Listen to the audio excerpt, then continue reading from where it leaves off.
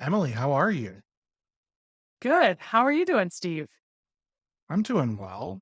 It just told me it can't access my video, so hopefully everything's okay and it was just being weird. Do you want to try again? No, No, no, swing because it. We'll see how it goes. it's uploading the right amount of megabytes, so I'm happy. Okay. Um, Hi. Hi again. So, uh, for those of you just joining, I am meeting with Emily Glass. You are the new CEO of Syncro? Yes, new-ish, I guess. I started late last year. Okay, It some days feels new. I'm still learning a lot. And some days it feels like I've been here for a long time. But sure. yeah, on the new side for sure. Now, I had no idea that, they were looking for a CEO, let alone that they brought one on. Yeah. So did somebody leave or step down? Yes. So Robert right there was the CEO of Syncro up until the time I joined. Okay. And actually I was really fortunate because as you said, it wasn't a advertised search, but I did join the board of Syncro earlier last year. And started to work with Robert and the team and saw, how amazing the culture of the company is and the product is. Hmm. And I had a background in the MSP space. So when Robert decided to leave towards the end of the year, it made sense to join as CEO and sort of take over for him and all the great stuff that he had built with the team. Cool. Yeah. All right. So we might as well just dive in. What are you bringing to the table as the CEO of Synchro? Yeah. So I alluded to it really briefly, but I have had a number of years of experience in the MSP space. It kind of chose me. So I worked at a small company called Backupify, and we were acquired by Datto in Hmm. 2014. And so I built a lot of my knowledge and experience with MSPs working at Datto for a number of years as an executive. And most, I think, the most education that I got and knowledge that I'm bringing to Syncro is that I really built up the tech support team at Datto, and through that job and all the events, got to really understand MSPs, their challenges, their businesses, the opportunities, their struggles. And I think that unique knowledge about what it's like to run an MSP is something that Syncro sort of already has, but I Hmm. have seen through scaling data. And I think I really bring that unique perspective to the role. So, there's been some real interesting things in the news lately with the takeover of another major MSP company, and infighting and everything else. Mhm. Um, is it Syncro is still a private company, correct? Syncro is a private company. We do have an investor, Mainsail Partners, and they're wonderful to work with. And I said I was on the board, and now as CEO of the company, they are very excited about the MSP space Hmm. as well. But I'm here. I'm here to run the company, so the capital structure is kind of on the side. My focus day to day is really running the company and building a healthy business. So when it comes to running a company in the MSP space, the reason I brought that up is MSPs look at vendors, the RMM and the PSA vendors, and I think they just look at it as, oh, woe is me, all hope is lost, the sky is falling, right? Because everything's getting gobbled up by uh, VC money, right? Venture Hmm. capitals is coming in and acquiring all of these companies. And then really large companies are acquiring companies, brands, whatever we want to call it. And on our end, the MSP side of things, it feels like they're acquiring companies just to add bottom line because that's the only way that they can see like large growth, right? Like Mm. two-figure percentages for the growth. With your company still being small, um, how how do you want to be perceived by MSPs? Yeah, I think one thing that's really unique about Syncro has been since inception and still is today is that we're really focused on emerging MSPs. So, and we're focused and we listen. So I think that's unique. I think as those vendors you alluded to, larger vendors grow, they go to where the larger MSPs are. They add a lot of functionality for those larger MSPs. The solutions get more complex. They add business practices that might not be so friendly for emerging MSPs that really don't want to make too much of an upfront commitment Mhm. and they're just getting started. So I think Syncro has and continues to really be a good partner with transparent pricing, no contracts for emerging MSPs. And that's like our sweet spot. That's what we're focused on. So the features that we build are designed for those folks who are just starting out, who need a complete platform, but they don't need depth in every single area yet. They'll need it over time, and we're working to add that as well. But we have a complete platform for a reasonable price from the get go for them. And then I think the other thing I mentioned is like listening to our MSPs. So I have an MSP background. I've worked with a ton of them in my career already. And I've been to a ton of events. And also, we have a lot of people on the team who have worked at or run an MSP as well. So it's Mhm. part of our DNA to really fundamentally understand the challenges of MSPs and as they change over time be really responsive to those. So that plays out in the, like I mentioned, the features that we launch, but just where we invest our time and how we run the business, right? What our priorities are. You mentioned as people get larger, maybe more about the bottom line or, some business outcomes. We're really about helping our MSPs reach their full potential. And so that means we have a community. We spend a lot of time and engagement there. You'll see us in communities outside of our community on Facebook and Reddit and anywhere else our MSPs want to engage with us. Listening to the feedback and really prioritizing the features and the services that are important to them. When when I look at Syncro, I see a product that eh, is it the prettiest thing in the world? No, but it works. It does what it says it will. I think you guys have had uh, a few missteps over time, but every company will, right? So how does a company such as yours navigate all of the negative, icky things people say about you online? Like, I guess, first and foremost, do you feel like you, as a company, not you personally, but do you feel like you guys need to respond to every single thing that somebody says about your company?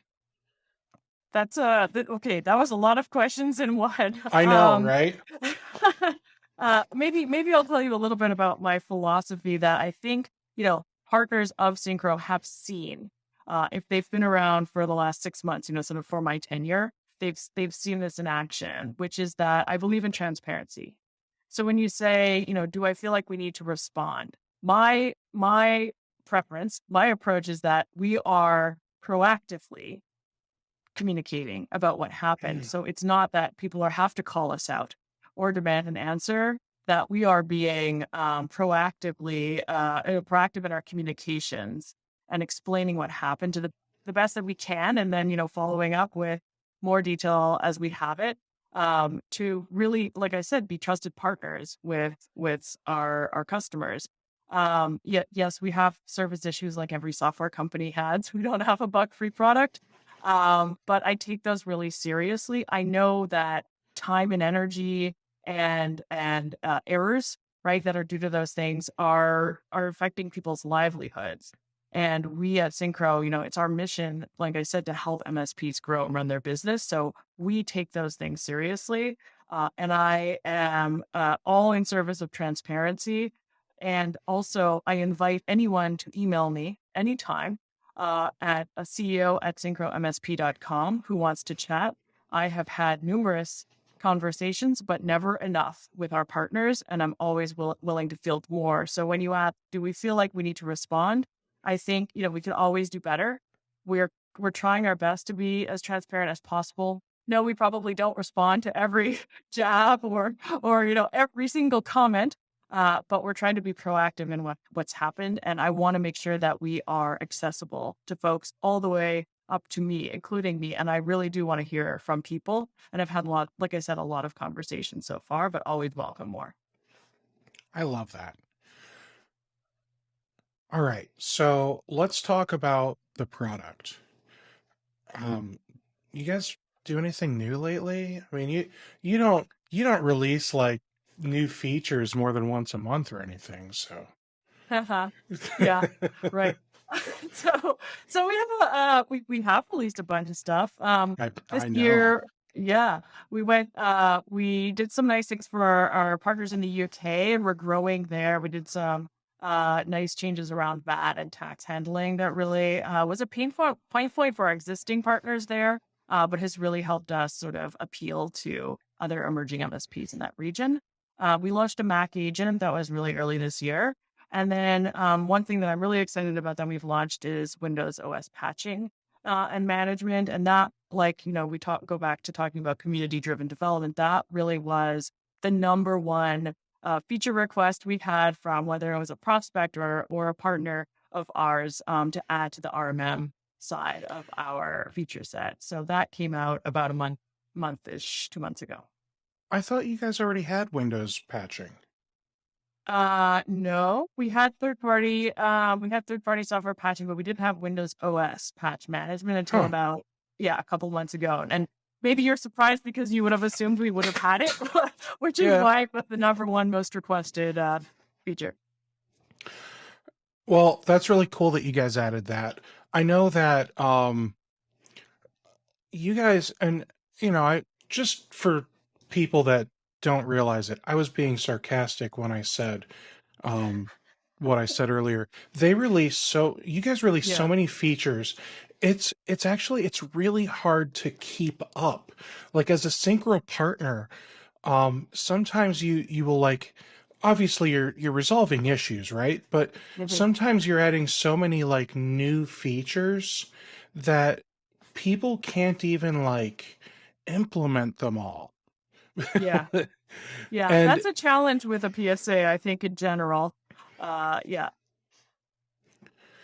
So what would you say to the MSPs that can become, I'll say, discouraged by their inability to keep up and deploy all of the new features as you release them? And not because I just don't use this tool that they're integrating with, or maybe you've got a month where you just released so many new things that they just can't get to it all. Yeah. I mean, well, first of all, we both know that MSPs are super busy. So that's probably a very common kind of challenge, right? MSPs are trying to keep on top of all the changes in the market and run and grow a business. And so at Syncro, when we put out a feature, we really try to, make folks aware of it. So you'll see it in the product. We have release notes that are updated every 2 weeks. And we also post in the forum. Sometimes we'll do a blog post, depending, if it's large enough, that kind of thing. So we try to make it easy to discover these things. As you mentioned, we have an agile release process. So yes, they can come at any time. We release very often. We can release whenever we want and whenever something's ready. And we've started releasing a bunch of smaller features more regularly. You'll see about one a week now from us. So for someone who's really busy and overwhelmed by that, I might recommend, and I know many of the sort of very, the emerging MSPs are probably overwhelmed by that. I would recommend maybe a cadence of quarterly or, whatever you can manage for your business. If you just set aside an hour or 15 minutes, I don't know, whatever you can afford to set aside to just read through the release notes or read through the feature announcements in our community. It's a very consolidated list of everything that we've launched. See if anything tickles your fancy, could help you run your business better. And in the future, we're launching a product newsletter. So that'll make that even easier for people to digest sort of what's happened in the last month. And then again, like cherry pick those things that might be useful to them. Of course, I think most of them are probably useful given that we're community driven. But I know people don't have a ton of time to invest in PSA management. So we do try to make it easy to adopt and produce a lot of materials to help people and guide them in that. All right. And for those of you listening, you can go to syncromsp.com, and down in the footer, I see under support, they've got release notes. There might be somewhere else, but that's one way I know you can get it. Yeah, you can definitely go there, and they're updated through mid-July at this point, so you can see all the latest stuff. So, do you have anything exciting that you want to talk to MSPs about today? We have a lot of exciting things coming. Things I can, but then you ended with things I could talk about. So, yeah, I think we have some themes of investment for sure over the rest of this year that you're going to see. So maybe I could talk about the themes and then give a few specifics. So, you'll see us going more in depth in the PSA area for sure. I mentioned we released OS patching. That was like the number one RMM feature. We kind of feel like the RMM is in a good place. It has all of the top functionality that like our customers require. So we're turning our focus a bit to the PSA. And that means more investment in ticketing, the workflows there in automation, and also in terms of invoicing. So that's where you'll see us start to make more investment. Specifically, we did tease that rich text communications are coming within tickets soon. So the ability to have GIFs or GIFs. I'm on the GIF side of the fence, but anyway, images, all sorts of, fancy text. It'll just improve communications with your customers, make it easy to guide them through anything they might need to do or get a clear understanding of the issue that they're trying to solve. So that's something that's coming soon that I can talk about very specifically. So that's one theme. And then I think, if you hit on some of the challenges we've had in terms of just general reliability. It's always a core focus of ours as we continue to grow our partner base. We want to make sure that we're looking ahead and we're planning to make sure that the platform's going to be scalable. And I have had transparent communication with our partners over the work we're doing there and the investments that we're making. So you'll see a lot of continued investment in that area because I want to have a stable, reliable platform that MSPs can count on. So that's a big priority for us. And then lastly, we're introducing more sort of Unity and that complete platform that I talked about earlier. And so that when emerging MSPs come, they have a complete set. It's really simple to add new tools to their toolkit. So you'll see more investment in some of our integrations, sort of essential things that MSPs need to offer their clients and manage from within one system. So those are some of the themes and things I'm excited about this year.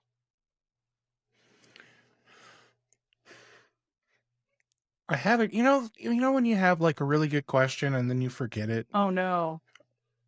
Drink a glass of water or something, or That I don't know. that doesn't fix it for me. When Think when about I something else. A when, rainbow. I've got a fun story for you. Whenever that happens, and I tell my wife that that's what happened, she always tells me, usually that means whatever was about to come out of your mouth was a lie. Wasn't good. was it what, a lie? A lie. Okay. I don't believe her. I think she was lying when she said that. Although my kids tend to forget what they were saying a lot, so I am starting to see her point. Yeah, it is highly defensible. I had a great thing to say, but I forgot it. Yeah. Great. Yeah, I was going to say this really great thing. I'm sure it was wonderful, Steve. I'm sure it was wonderful. Well, it was very insightful, and honestly, it was going to blow everyone's mind. Mm-hmm. Well, you can edit this again later, and you can put it. You can put it in. That's the best part is I don't edit these. I leave all of this ridiculousness in. If anything, just to let people know that like this is a real conversation and this isn't scripted. We're just chatting. Yep. So this is the part that they watch at 2x, or they listen to at 2x. I got it. Okay. Probably, yeah. They probably listen to the whole thing at 3x, if I'm being honest. Yeah. I can't go anything lower than like 1.75 anymore. Anything lower than that for a podcast for me, I can't do it anymore. So I'm with them. Sometimes I struggle to retain what's being said Mm, if it's too fast. mm. Like I'll hear the words, but I don't retain the words. I mean, I was just watching, my wife and I love Only Murders in the Building. Mhm. And we were just watching it last night, and there was this scene where this girl's just talking a mile a minute, and I had to rewind it 3 times because I had no idea like what are the words that she's saying. Yes. You So need to put captions on. You need to put closed captioning on. That's like me and Letterkenny. I need the closed captions, otherwise forget it. I don't know what's happening. we always watch with that on as well, but Yeah. she was talking so fast the captions moved that so quickly. Oh. It was nuts. So let's You need to talk watch at half about speed. yeah. Let's talk about podcasts for a second. You said you like to listen at 1.75. What do you find valuable? What do you listen to when you've got some free time and can actually give a podcast your focus? Yeah, that's a great question. I've been listening to podcasts on and on over the last few months, and it's usually a blend of. It has been over that period a blend of two topics.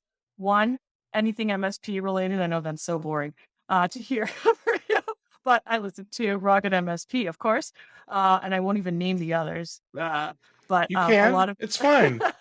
They're a they're all lot great. anything that helps me gain insights into what MSPs are struggling with, somebody else's perspective on an issue, a regional kind of perspective. So I sort of just search MSP or managed services, and then I cherry pick whatever topics and episodes look interesting to me. And I especially like the ones where MSPs are on and they're talking about their challenges or a problem they solved or a business practice or something like that. So I always get great ideas from that for Syncro or for like my next day or something. So I listen to those, and then the other topics actually is around inclusivity, and we do a lot of work at Syncro on our culture. And we did a Racial Healing Allies course earlier this year, which got me started on a process of like self-discovery and learning around racism in this country. And so a lot of the podcasts I listen to are on that topic and Hmm. educating myself and learning more, because that is the onus that's on me, I think, to do. So that's a journey I've started really in earnest on this year, actually. Now, I've heard that some companies, they take the approach of, we're not one race, we're not one gender, we're all just members of the company, and they don't need all these different. And he's not being a dick, but he doesn't need all of these different cultural groups and everything else. I feel like I almost feel like this is remember like 90s hip hop where it was like East Coast versus West Coast, right? Hmm. So I feel like the West Coast, you guys, and I don't mean this negatively, you guys are very like receptive and understanding and inclusive, while as everybody on the East Coast, um, they just haven't caught up yet. Hmm. Is that something? So I know that you have remote workers at Hmm. Syncro. Not everybody's in like Seattle or San Francisco or wherever. Do you feel like, um, without naming names, do you feel like you have met people and that kind of actually fits? So it's interesting that you asked this question. I actually live in Boston, Okay. and I'm from Montreal originally. You were right. A lot of Syncro and the companies that formed Syncro started on the West Coast. So a lot of Hmm. our early employees and Robert and our founders started on the West Coast. So definitely we have roots of that in our culture. Um, I see it. I don't think about it, day to day, or I don't think necessarily about Syncro because, as you mentioned, we have remote workers all over the U.S., all over Canada, and some all over the world as Hmm. they've moved and the flexibility of work allows them to do that. I don't really think about us as, East and West or even regionally. I think of, when I hear some of those comments about this concept of like a universal human experience. And I don't think that that's necessarily a helpful way to help move us forward in the culture. I think that different people do experience, being an American or being a Canadian or whatever, being in the world, by gender, by race, by other things that they experience the world differently. And I think we have to kind of open our eyes and acknowledge that if we have a chance to sort of make the world a better place. So I think the thought that like everything's all good, everybody's equal is kind of ignoring the challenges that we have and won't necessarily help move us forward. What is the most recent book you've read? Good question. I haven't had a lot of time to read books, but what I am reading right. So, I read Beyond Entrepreneurship 2.0 by Jim Collins recently. But what I'm reading right now, and relative to the relevant to the subject we're talking about, is My Grandmother's Hands by Resma Menakem. And it's about the history of racism in this country, and the effects that are felt by that today, and how we all are kind of conditioned by that. So I'll be honest, I don't take as much time as I probably should to read. Mm-hmm. Um, I I like listen to books, and one thing that I have found that I love, it's called Blinkist. Mm-hmm. And it's an app. I know I can get it on an iPhone or even on the web. Um, it will basically, it's an audiobook or you can read it, but you can like get the whole book done in about 15 minutes. So, The quick read or listen. y- yeah, think of it like, Cliff Notes. So Mm-hmm. they've got, like the seven The habits of summary. highly Yeah. effective people from Stephen Yeah. R. Covey. But yeah, they're just giving you like bullet points of these are the things that you really have to take away from this book. That Yeah. way you can skip some of the fluff. And I don't think that this type of thing may, well, thank you for that. And Emily, CEO of Syncro, thank you so much for coming on and being my guest here at the Rocket MSP podcast. Thank you for having me, Steve.